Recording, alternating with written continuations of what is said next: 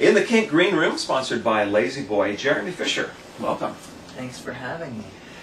Let's talk about that video. Your name now is attached to this amazing, very low-budget video that you made yourself for one of your songs. Tell us about this. Well, I had a lot of time on my hands, which is good because animation takes a lot of time, and it was something that I've always loved from the time I was a kid. You know, whether it's drawing cartoons or stop motion animation, you know, with clay figures. You used to draw and flip I used to pages. do that in my textbooks, actually. Yeah, my math book.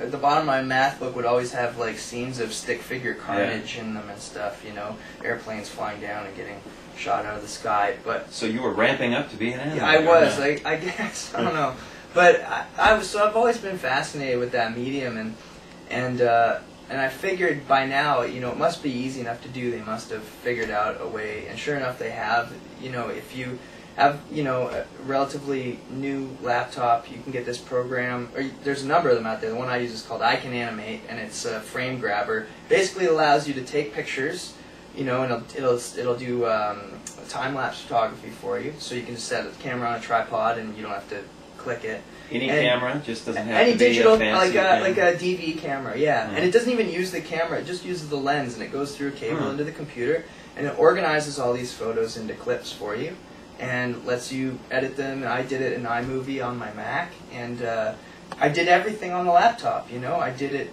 edited it there. I imported my song from iTunes, and then posted it on YouTube. So. And this is for your song "Cigarette," and it's like part claymation, and with real people. Part pixelation is the term I found out after I finished it. There's a real word for it, for when you animate people and objects, you know.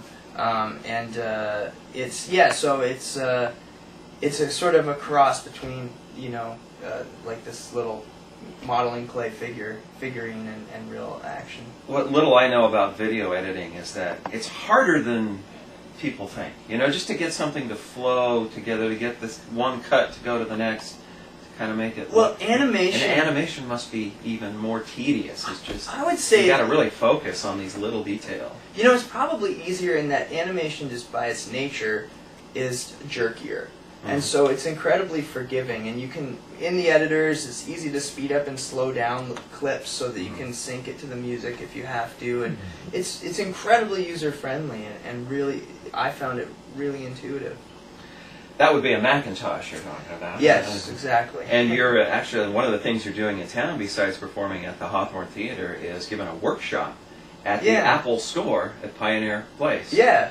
But what's that workshop? Now you're a teacher. You know? Well, I mean, sort of. I think you learn a lot from teaching. You might. I mean, I always feel that way. I used to teach guitar lessons and music lessons, and I was a tutor a little bit in college. And I'm doing it just because it's fun, and I'm really excited about it, and I'm just excited to go out and, you know, share ideas with people. In a way, I hope that I'll meet kids who are really smart with computers and can, you know, turn me on to a better way of doing things. And so it's the workshop will work both ways. Yeah, exactly. It's just about kind of like meeting people. This is another interest of mine now, and so it's nice to have something to break up my day, and sort of ties in my music career, but it's also something a little different than the average day on the road as a musician.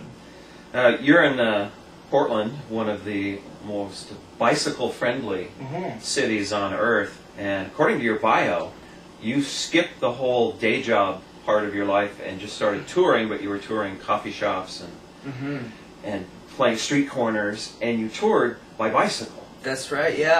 I went across North America 3 times. 3 times? 3 times, and then I actually started working with Via Rail, which is like Amtrak in Canada, passenger train, and I did a couple of tours where I would throw my bike on the train, you know, go over the mountains and then ride around Alberta, and then throw my bike back on the train, go to Ontario, ride around and do a bunch of dates in Ontario, go out to the East Coast. And so I did a couple of those tours for a couple of summers as well, where it was train and bike. And yeah, that was a really, I mean, that was, I guess when I look back on it now, I mean, it was just what was available to me, and it just made sense to do that. But it allowed me to, like you said, completely skip over the day job part, which I was never ever interested in, and so it made it feasible. You know, my first record, I got to tour across North America because it cost me zero in terms of travel and accommodations.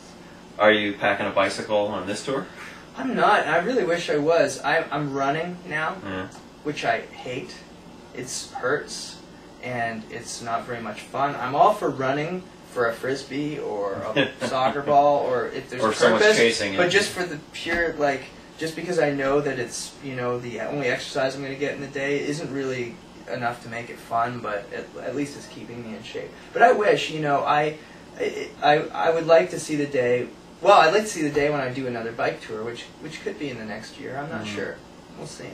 Well, having crossed North America 3 times, maybe Europe next Maybe time? Europe, yeah, Europe or Japan. I'm thinking. I'd really like to do something. I'd like to do a bigger tour with other acts. I'd like to bring people who've never toured by bicycle, which is, I guess, most people. But out on the road, you know, I'd like to maybe organize something for Bike to Work Week next year or something like that. So, who knows? Probably not across North America again. It gets excessive. You know, that was a few years of my life there. But you know, I'm glad to have had the experience for sure.